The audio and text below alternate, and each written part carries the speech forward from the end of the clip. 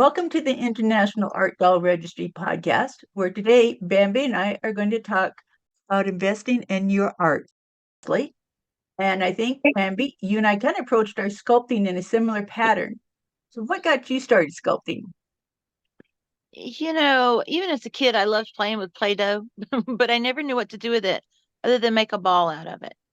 And I was always very creative. I knew I wanted to do something artistic, but I went to college for a long time. It took me 7 years and a lot of money to become a teacher. The longer you teach, the more education you get, the more money you spend on your education, the more money you're going to make. So, I spent many, many of my adult years giving out education and paying to become educated. When I discovered polymer clay and I started sculpting, I really learned about it for the first time on YouTube.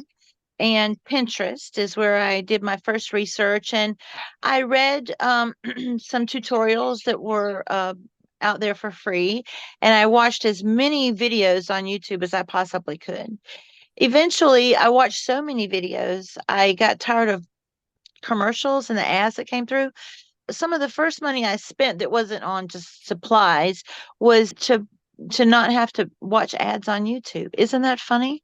I wasn't willing to pay money for someone to teach me to be a better sculptor, but but I was okay to spend money to not have to watch commercials on YouTube. How funny was that? That's that level of annoyance. Yes. Well, I continued my YouTube education. I don't know what the wall was, why I didn't want to spend money to educate myself. And I got frustrated with creators on YouTube who were just showing me snippets of their tutorials and then led me to their Sculpt University where I could sign up for an online course. These courses weren't thousands of dollars. I've certainly paid that kind of money for a college level course. We're talking, few $100s that you might invest on someone's course. But there was some kind of block that I had against paying that money. I don't know what it was. Eventually, I did kind of break down and pay $5 or $10 for some PDF tutorials that I bought on Etsy. And as I got into doll sculpting more particularly, there was so much more finesse to that I knew I needed help and I was going to have to break down and invest in myself, my sculpting talent, if I wanted to get better at it. Well, that's a come, like I said, I find it interesting that you and I come from similar backgrounds in that respect because I too, I was a single mom going to college. To be honest, I had the opportunity to take a sculpting class uh, at college, but I couldn't afford the bronze that they wanted us to work in. It's hard to do a figure in aluminum. So I made the greatest doorstop you ever saw. But that's the come I think it's like when we paid on those student loans for so long, and then it's like, where did our degrees take us? It's kind of like it's really hard to want to go that one next step to pay more money out there. But ironically, because here in Montana, opportunity that we actually had a well-known artist come in to teach a doll sculpting class. And so I was like, oh, I'm going to take that. Problem is, I love Philippe, his artwork and everything, and I still use his technique quite a bit for for cleaning up. But it still wasn't really, as you said, sometimes when you can slow down the videos to be able to see step by step what they're doing, you don't have that opportunity in a hands-on class like that. Um, Right. so that was a little frustrating, which is again another reason why, do I want to spend more money on another class, Yeah, instead. I So know it. And it's ironic because we're used to spending money to educate ourselves. mhm. We come from that background. We have had that frame of mind our whole lives. We were willing to do whatever we had to do, sell our souls and our firstborns to come up with the money to pay for that education. So why are we so reluctant to pay for it now? Is it because we're older, do you think? I don't think it's so much that we're older. I think it definitely, we know we want to get our money's worth. I mean, that's the first thing because even still, when I look at all of my books that I've had collected, the nice thing about a book is I can go out and take it now, even just to take a look, a quick reference. But I bought Philippe's videos and I even bought a few of his DVDs. I don't even know if you can find Philippe's classes out there anymore because of the fact that the media. Now, I don't Yeah. think he would be streaming them. I haven't looked. I do know he's out there on YouTube for some free, as you said, snippets, but I don't know as far as his classes, what level you can be able to get. So it's really hard to find that support for doll classes hands on here too. We have a few fairly large colleges in the area, and one is right here in town. And I even looked there in their art classes to see, and they have basic sculpting, but it's really not what I do. It's not our kind of sculpting, and I wasn't really sure that I would learn a lot, and it was very expensive to take that class. Well, and as you said, you made a good point there, is because there's what I call the figurines, and then there's the dolls. And dolls still have a different feel and look to them than if you're going to do a porcelain figurine. I know that polymer is very close to some of the figurines for some of the ways that some of the doll artists make them, but there still is that look of detail that we go through with the hair and the eyes and the costuming. That's that one step different, I think. Yeah, Even your yeah, thought process is even different yeah. approaching it. And so when you're around somebody that's just into the figurine that's going to paint it or glaze it, that's a different mentality. Oh, yeah. Yes, yes, yes. You also run the risk of, we're all reluctant to put any of our financial information in online. I finally broke down and said, this is ridiculous. The woman who I watch a lot on YouTube, I've watched as many of her free videos as I can. I might as well break down and pay for one of her courses. So I did. I paid for it. It wasn't too expensive. Like I said, it wasn't that bad. Well, it comes with like 90 hours of video Oh, that's that I amazing. can just stream at any time for the rest of my life. I can make it go slow because you can adjust the speed of your videos. And so I can make it go super, super slow as I watch her. And I have learned more than I could possibly even say. Another video creator on YouTube who I love to watch her videos, paid for one of her courses, and it also is an instant download. Well, that was a week ago, and I'm still fighting with the company to get my money back because I haven't heard anything from her. She doesn't answer my emails. So, you're Oh, always that's running the risk of, luckily I didn't spend a lot of money. It's more of just now the irritation and the principle of it. But I definitely have seen the value of spending that money. And like I said, investing in myself. The other thing about this woman that I bought all three of her courses, I just had a few questions, and every time I've emailed her within a 24-hour period, she's emailed me straight back with an answer. That level of assistance and that resource is invaluable for me. well, and the way I always look at it, because I mean, as you said before, we don't want to spend the money because we have over the years for education. But if you truly want quality information, we're going to have to pay for it because, again, that's their energy, that's their time, and it's got to be truly value their work. You should value them enough by giving them some of the energy through the cash. Yes, yes. That's one of the nice thing about the IDR is the fact that we do offer to our members, some great tutorials that have been put out there by Deb and some of the other members that have given of their time and energy to our library and stuff. So that's at least always available. And therefore you still have to pay a membership though to have access to it. Paying for a membership like that was never really something I held back on though. And I have to say, the library that we have there of tutorials that are free is, if you don't do anything else with this organization, that library of free tutorials is worth every penny that you pay for your membership. I And agree. the monthly meetings that where you have, they're just online and it's just everybody together, but it's an opportunity for you to ask other people who maybe they don't use the same medium, but certainly, sculpting is sculpting and techniques are the same. There's a whole discussion right there. You've got two people there who use polymer clay or whatever people are using. There's so many little questions you can ask that you never have anybody else to ask. Oh yes, I mean that's very true. I think that's one of the main things that that group coming together, as we call it, the Shylocks, is the fact that we all felt isolated until we could get together and just know that we have somebody that we can talk about dolls with, and we all each had our own different experiences with that. Oh yes, and I mean, you posted recently. You posted a video on making, I think it was wings with color with crayons.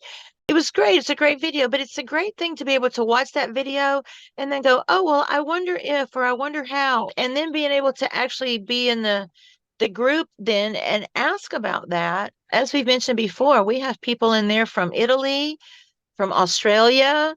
They're everywhere. They're all over the world, and it's fascinating. It is. That's the only problem about having to make sure that we meet at the time we do, because some people are getting up way early in the morning and some are staying up way late at night. I feel so lucky because we're right in the middle. Exactly. So where do you want to see your sculpting go from here? Well, oh my goodness, that's quite a question. I am, I'm very lucky. I'm already kind of established in my studio that I have, but I have a problem with the dolls that that I've made. I have them displayed in my studio, but I don't really push selling them because I found that I kept having problems. Their ankles would break and crack. Their ears would pop off. Nobody had touched it or knocked it off or anything like that. I know the value of an art doll. They're not cheap. People are willing to pay a fair amount of money, but in order for me to expect a person to pay that much money, it needs to be pretty close to flawless. I just didn't feel like I was getting that with my freebie education. So that's what really pushed me. I decided that I wanted to take my sculpting to the next level. That's exactly what I want to do. I want to be able to create a quality art doll that is worth the $200 to $400 I'm asking for it. Really, if nothing else, when you have those kind of classes, that kind of history behind you, you do, as you said, have the confidence then to be able to display the dolls. But I'm also hearing from a little birdie that you're taking a trip to Europe next month. So are you Uh-huh. going to be able to take a look at some of the art dolls there or the museums? Well, I'm going to Italy in May. Yes, indeed. I'm very excited. I'm going to be in the northern part of Italy. I went to Scotland not long ago and I was there for 10 days. So I got to see two different museums that had toys that then had doll sections, within the toy museum. I got to see a lot of dolls there. So, and of course, the UK is the home of, gnomes and fairies. And I want to have Formula One and Ferrari on my brain. So I'm not sure how much of that kind of thing I'll get to see when I'm in Italy. It's funny that you should mention the UK because I'm going to be going over to the UK in August. I'm going to go to the Windsor Castle because it's going to be where the Queen Mary's dollhouse, a miniature dollhouse that was created for her, and it's going to be like its 75th anniversary. Oh wow. Time in Amsterdam in I can't remember the name of the museum, but it's one of their largest museums and they have an entire wing of doll houses and I think it's the whole thing is just called the Dollhouse Museum. I could have spent 4 or 5 days in just the Dollhouse Museum. I think we've talked before about how so many people find dolls kind of creepy. But dollhouse dolls aren't really the same. They're such a fun toy, and I think it's more of that toy aspect Well, and we see the doll in its that environment, makes where yeah. otherwise you see a doll on its own and you immediately associate it with some movie that you might have just seen it in. You find that traveling abroad like that affects your perception of art. Oh, absolutely, absolutely. It always has because when the first time I went overseas, I was 21. What did I know about art? I love being able to see how it's evolved over the years. Well, and that's what kind of brings up this question is, what do you get out of sculpting? Well, the thing with I look at it is the fact that as we grew up in that era of, don't bully the kids in school. And now we have that atmosphere out there so much of where we are being bullied. And so Yeah. where do you go for that self-awareness, self reflection? And you have to kind of do that with looking inward or through meditation. And to Hmm. me, No, hardest thing to do because if nothing else, I my mind can't. just won't quiet down. I But cannot if turn you my have, mind off. it's amazing what you can learn about yourself or see in other people and stuff by just taking that few minutes of touching that clay and working it and knowing that you can create something that can be enjoyed by other people as well. That it's that mental health experience that I'm hoping that people realize that it's more important to them than they realize. Oh, yes, absolutely. I completely agree with that. That just having that in your hand and that textile, because I'm the same way. I can't just sit quietly and turn my mind off. It doesn't work that way. So, yeah, that's very difficult for me. We talk about our experiences that we can hopefully have people realize that there is a value in sculpting more so than just trying to say, hey, I'm going to make this doll and sell it for lots of money because that's how the I get it valued. It's like, no, Yes. your process that you went through to create the doll is priceless. Another thing I think we need to keep in mind is I kind of used to the school system that I retired from about 6 or 7 years ago, we went all digital, which means nobody gets any more textbooks or anything like that. We issue them a laptop. We issued every student in the district their own laptop. I want us to go back to textbooks. And one of the things I said to them, I said, the one thing about progress is once you have made that step, you don't go backwards. AI, we hate it, but 100 years from now, who's to say? 50 years from now, who's to say what role AI will be playing in the world? But one thing's for sure, it's not going to go away. Well, And we're not going all to go you back to a world without it. all you have to do is watch an episode of Star Trek: The Next Generation where you have the computer talking and running the ship, but you still have one episode where the boy is in there sculpting a piece of wood with his little laser sculpting knife. Oh my gosh. Well, the biggest thing is like anything, dear, if you don't use it, you lose it. And so Yes. that's the reason why, even though we may have somebody coming in here and telling us to how to do something, if we don't use our own imagination and our own curiosity to find out, that's what's going to really truly be the hardship to lose. Yeah. Isaac Asimov is one of the most famous science fiction writers in the whole wide world. And one of the things that he certainly brought to the world is the laws of robotics. If science fiction becomes science fact, and now science fiction is, we live in science fiction now. We live the Jetsons now. They're going to Yes. need that mental health more so because of that need to quiet down. But that's where the IDR can hopefully be there to help people Yes. find that information that they might need. So we'll hope that everybody will continue to use their imagination and their creativity. And we always ask people to maybe share one own sculpting experience or even an instructor that they enjoyed learning from. Otherwise, please join us on our Facebook page or visit our website that's going to be listed in the comments below. So thank you, Bambi, for sharing your experience. Thanks, Leslie.